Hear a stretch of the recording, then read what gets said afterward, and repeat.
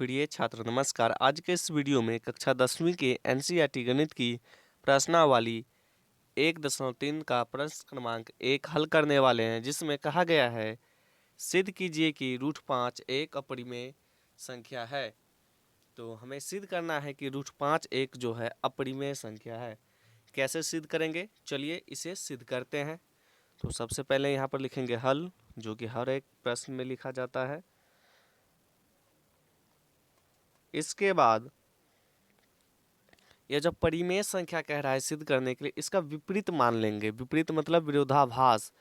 तो यहाँ पर है एक अपरिमेय संख्या कहा गया, तो इसे हम परिमेय मान लेंगे। तो यहाँ पर लिख लेंगे माना कि √5 एक अपरिमेय संख्या है। माना कि √5 एक अपरिमेय संख्या है।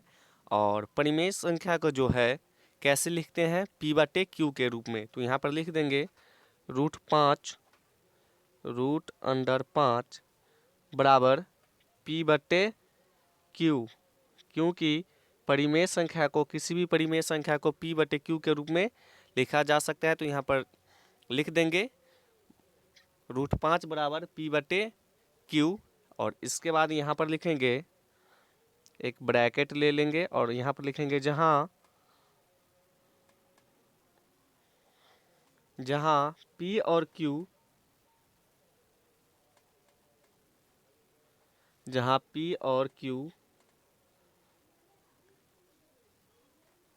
और Q सहअभाज्य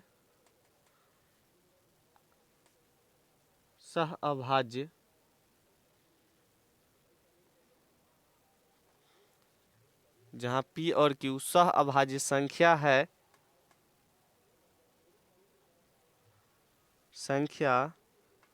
है तथा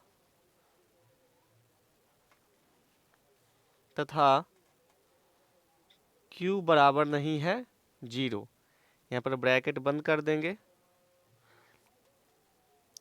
तो यहाँ पर सबसे पहले समझेंगे कि आखिर सहअभाज्य संख्या किसे कहते हैं। सहअभाज्य संख्या किसे कहते हैं, तो जैसे कि यहाँ पर है, एक संख्या लेते हैं 2 और दूसरी संख्या लेते हैं 5, 2/5। तो ऐसी कौन सी संख्या है जिससे इसमें भाग लगे, तो इसमें 2 से केवल 1 से भाग लगेगा, 5 में भी 1 से, या फिर स्वयं से इसमें भी स्वयं से। एक और स्वयं के अलावा जिस संख्या में भाग लगे और उनके अलावा किसी भी संख्या से उसमें भाग न लगे, वह संख्या सहअभाज्य संख्या कहलाती है। तो यहाँ पर जो P/Q है, P/Q, इसमें भी 1 से भाग लगेगा और स्वयं P और Q से ही भाग लगेगा। जैसे यहाँ पर 5/7, इसमें भी 1 से भाग लगेगा और इसमें भी 1 से, और स्वयं से, इसमें भी स्वयं से। जिस संख्या में 1 और स्वयं से ही भाग लगे उसे सहअभाज्य संख्या कहते हैं। तो चलिए आगे लिखते हैं। और अब यहाँ पर क्या करेंगे कि दोनों संख्या है बराबर के बाईं साइड √5 और बराबर साइड ये P/Q, दोनों को वर्ग कर देंगे। तो यहाँ पर लिखेंगे दोनों ओर वर्ग करने पर, वर्ग का मतलब होता है स्क्वायर। तो यहाँ पर √5 का वर्ग कर देंगे और इसके बाद P/Q का वर्ग कर देंगे, P/Q का वर्ग कर देंगे। तो 5 का स्क्वायर कितना हो जाएगा, √5 का स्क्वायर 5 ही होगा, और यहाँ पर P का स्क्वायर होगा P², और यहाँ पर होगा Q², P²/Q²। और यहाँ पर 5 कैसे आया, तो 5 किसी भी रूट वाली संख्या को, जैसे अगर √3 को √3 से गुना करेंगे तो गुना करने पर 3 आएगा, और इसके ठीक ऐसे ही √5 को √5 से गुना किए तो कितना आएगा, 5। क्योंकि ये स्क्वायर है तो इसे 2 बार गुना करने पड़ेगा, तो आया है 5। अब क्या करेंगे, तो इसे क्रॉस मल्टीप्लिकेशन कर देंगे, कोना कोनी गुना कर देंगे। तो यहाँ पर हो जाएगा 5 Q² बराबर P² बराबर P², और यहाँ पर लिखेंगे क्यू स्क्वायर बराबर पी स्क्वायर बटे 5, पी स्क्वायर बटे 5। और यहाँ पर लिखेंगे, यहाँ पर जो है पी स्क्वायर बटे 5, तो पी में पी स्क्वायर को जो 5 विभाजित कर रही है, यहाँ पर 5 विभाजित कर रही है, तो यहाँ पर लिखेंगे, यहाँ पर क्या लिखेंगे कि पी स्क्वायर 5 से विभाज्य है। यहाँ पर लिख देंगे पी स्क्वायर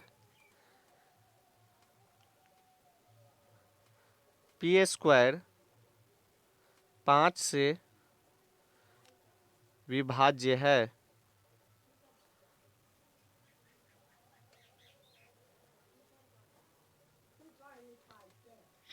विभाज्य है तो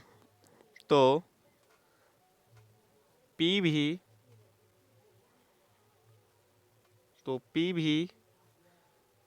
5 से विभाज्य होगा।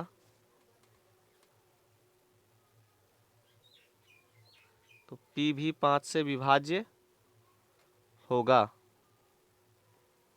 कैसे?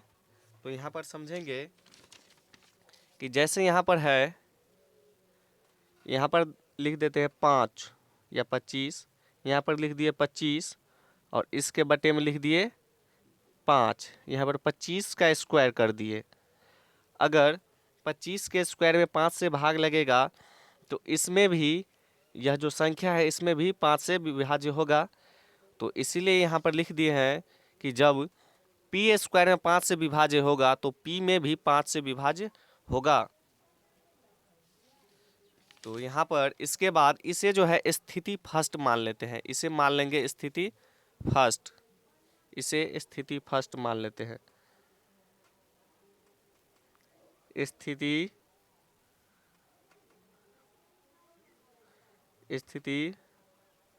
1।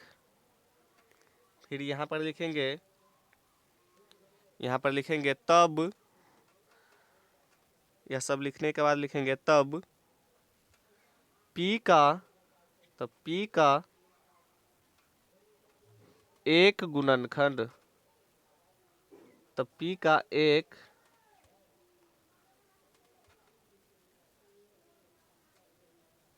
गुणनखंड 5 होगा, एक गुणनखंड 5 होगा। क्यों 5 एक गुणनखंड कैसे होगा? तो यहाँ पर जो होती है, जैसे यहाँ पर 25 है और बट्टे में 5 है, तो यहाँ पर 25 को कैसे लिखेंगे? 5 गुने 5 बट्टे 5। यह 5 से 5 तो कट जाएगा, बचेगा कौन? 5। और 25 का एक गुणनखंड क्या होगा? वह भी 5 होगा, क्योंकि 5 गुने 5 तो एक संख्या होगी इसका गुणनखंड। जैसे यहाँ पर 12 को कैसे लिखेंगे? 3 गुने 4। तो 3 जो है इसका एक गुणनखंड है और 4 भी इसका एक गुणनखंड है। ठीक उसी प्रकार जब P में 5 से विभाज्य होगा तो P का एक गुणनखंड 5 होगा। इसके बाद लिखेंगे इसीलिए P बराबर 5m। इसीलिए 5m क्यों लिखे?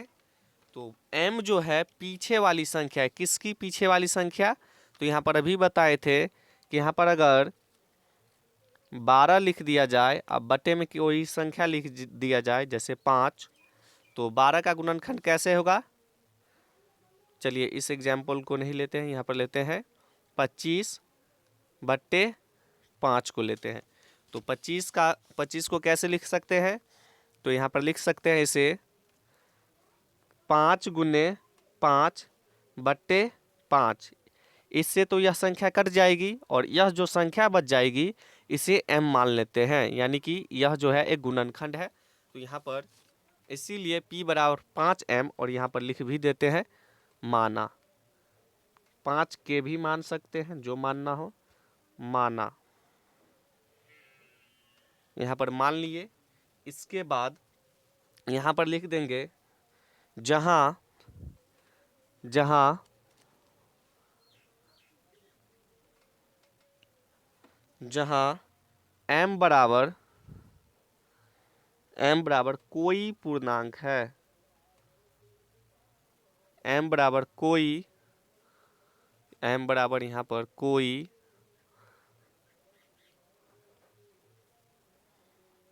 पूर्णांक है। आप सीधे लिखेगा यहाँ से आगे, क्योंकि यहाँ पर जगह नहीं था। तो चलिए हम आगे लिखते हैं। तो पीछे जो संख्या थी वह थी p बराबर 5m। तो यहाँ पर लिखेंगे p का मान, यहाँ पर लिखेंगे p का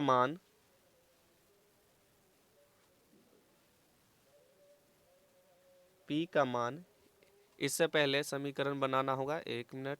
यहाँ पर यह जो संख्या है इसे समीकरण 1 बना लेते हैं, समीकरण 1। यहाँ पर इसे समीकरण 1 बना लेते हैं और अब चलते हैं प्रश्न की ओर आगे। अब यहाँ पर जो p का मान था वह समीकरण फर्स्ट में रख देते हैं। तो p का मान समीकरण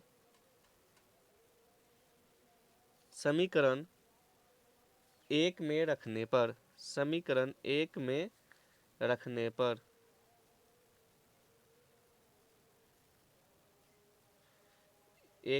पर यहाँ पर क्या हो जाएगा? तो यहाँ पर होगा, यहाँ पर क्या हो जाएगा? तो यहाँ पर हो जाएगा समीकरण फर्स्ट में p का मान रख दिए, तो यहाँ पर होगा 5q स्क्वायर बराबर 5m का होल स्क्वायर, क्योंकि q स्क्वायर है समीकरण फर्स्ट में, तो इसका होल स्क्वायर हो जाएगा। तो यहाँ पर होगा 5q स्क्वायर बराबर 5 25 और m का m स्क्वायर।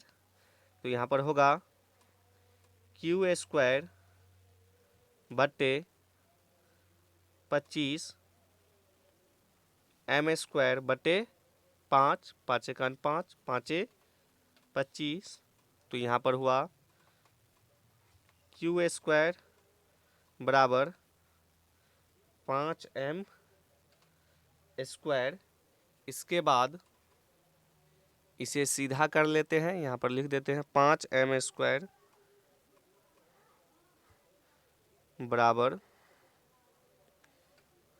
q square. इसके बाद क्या करेंगे कि m स्क्वायर बराबर लिख देंगे m स्क्वायर बराबर q स्क्वायर बटे 5, और फिर यहाँ पर लिखेंगे q स्क्वायर 5 से विभाज्य है। यहाँ पर लिख दिए q स्क्वायर 5 से विभाज्य है, तो q भी 5 से विभाज्य होगा। स्थिति सेकंड, इसे सेकंड मान लेते हैं और इसके बाद लिख देंगे तब q का एक गुणनखंड 5 है। तो यहाँ पर तब q का एक गुणनखंड 5 होगा, एक गुणनखंड यहाँ पर 5 होगा। स्थिति फर्स्ट एवं सेकंड से स्पष्ट होता है कि p बटे q एक परिमेय संख्या नहीं है, अतः √5 एक अपरिमेय संख्या होगी। सिद्ध हो गया कि √5 एक अपरिमेय संख्या है। यहाँ पर रोक के लिखना पड़ा क्योंकि वीडियो जो है बहुत लंबी हो चुकी है। अगर आपको यह अच्छा लगा हो तो चैनल को सब्सक्राइब करना ना भूलें और वीडियो को शेयर करना भी ना भूलें।